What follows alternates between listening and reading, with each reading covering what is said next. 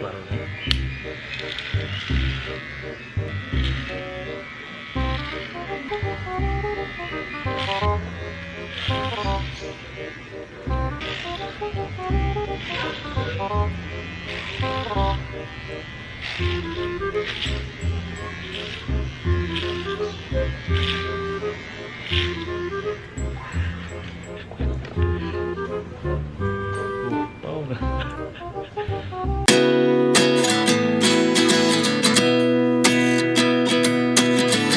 guys, I'm ping.cjestrada. Welcome back to my channel.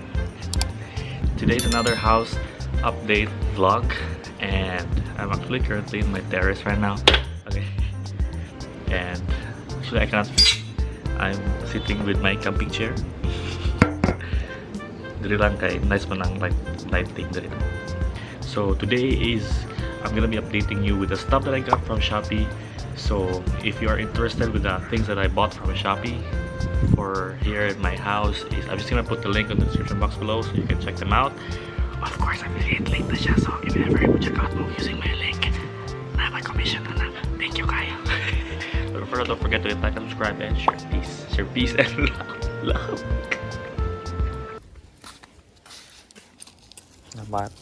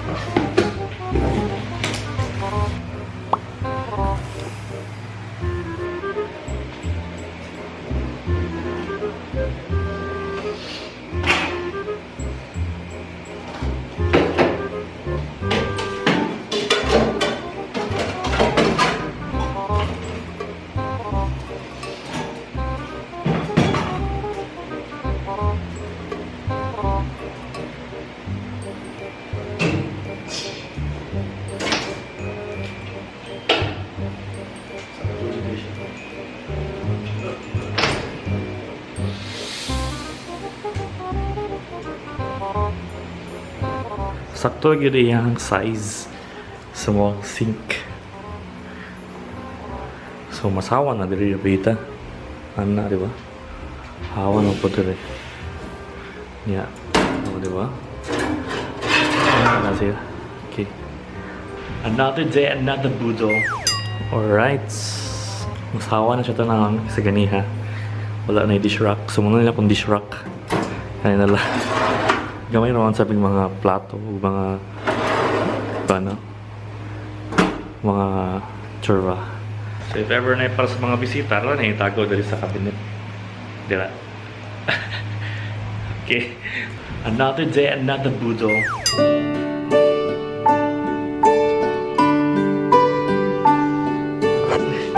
Hi guys. So just woke up.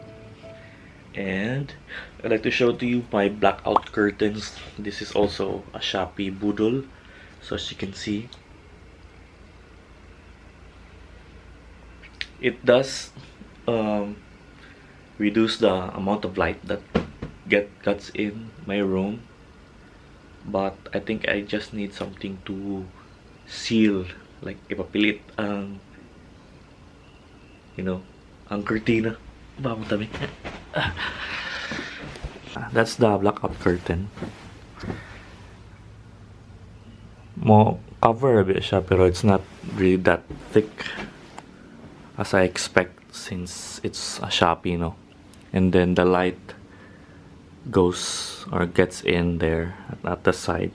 And I don't have any, since I don't have the bed frame yet and I don't have like cabinets yet, so I just use my bags to clip them, and the wind actually blows the curtain away. Curtain away, so it opens the light, and at the bottom you see there's still the light. It's not that bad, right?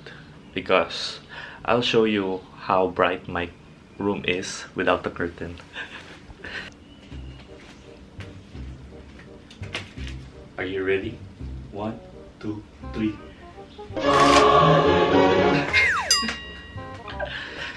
1, 2, 3.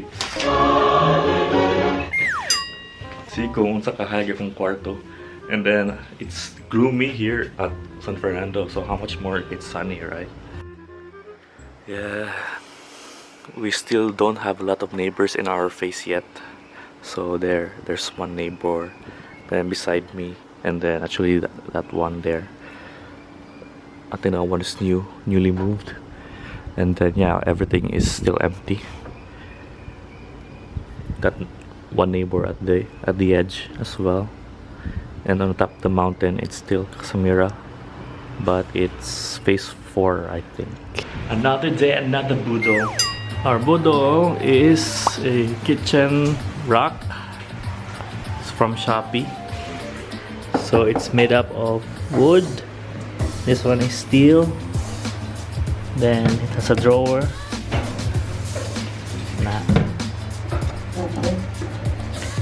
This can serve as your pantry, little pantry, and an altar. It's aesthetic.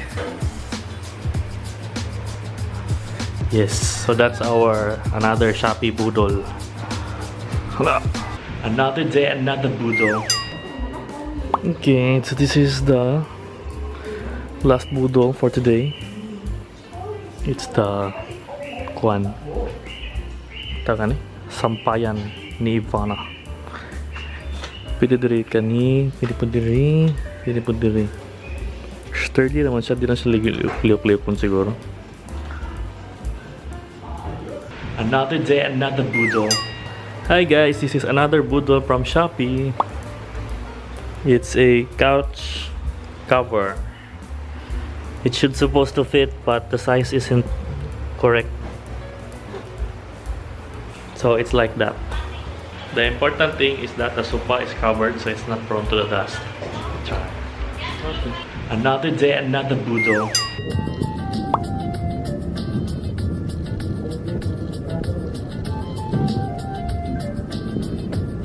Another day, another budol.